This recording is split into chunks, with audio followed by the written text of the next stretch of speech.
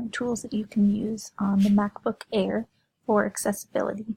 In order to find those, you would go right down here to where it says System Preferences. You click on that, and then you'll come right here where it says Accessibility, and click that.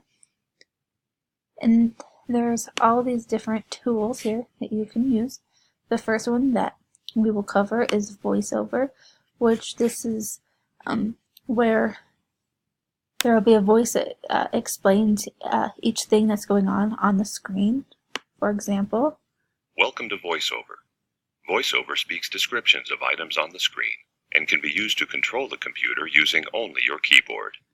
So that's a if you already know how to use VoiceOver, press the V key now. So you'll just click on Use VoiceOver here, and this VoiceOver on System Preferences, Accessibility window, Accessibility Features table, VoiceOver, selected as keyboard focus. You are currently on a table. To enter this table, press Control, Option, Shift, down arrow. So that tells you different ways that you can use just the keyboard instead of the mouse to interact with the screen. So we'll turn that off, and we'll go down to Zoom. And with Zoom, you can use these shortcuts here with the keyboard, or there's other ways that you can utilize it. And zooming is great for those who have visual impairments or lower vision, so they need this items on the screen to be enlarged. So for example,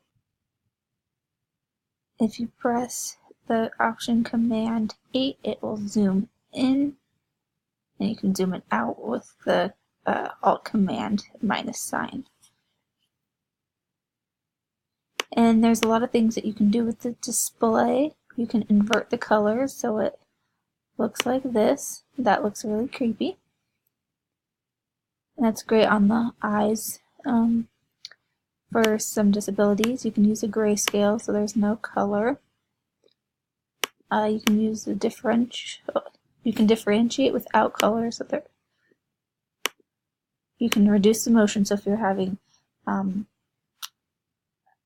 it reduces the attention. If you have attention problems or if you get motion sickness, you can reduce that when there are videos or ads playing that has the repetitive motions.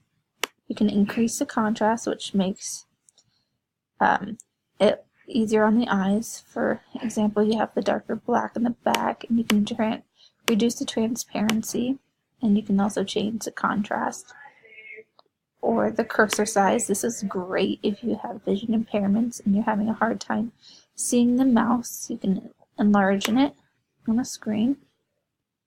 You can also shake the mouse pointer to locate it, so you can shake the mouse or the touch screen if you lose your pointer. There's also speech options, which there's actually some different voices that you can choose. Most people recognize me by my voice. Most people recognize me by my voice. And so you can slow it down or speed it up. Most people recognize me by my voice. Most people recognize me by my voice. And so this is great because it will read it'll read pages on the web or whatever that you're working on. It will read it out loud, and the computer will talk to you. When needed, you can enable announcements or alerts. You can highlight something and it will speak to you. You just have to push the Option and Escape button, or you can change the key to make it something easier to remember. You can have the audio descriptions pop up. And like the box down here, that was something similar to what it would do.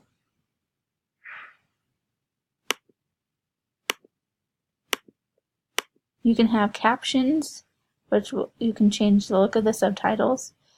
So if there's anything that is audio on your computer, whether it be on the web or just a video you're playing, it will pop up the subtitles. And you can change it to what would be best for the user.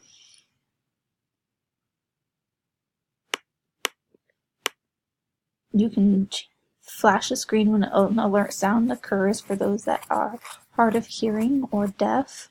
You can change how the speaker is played, and you can up the volume as well or lower it.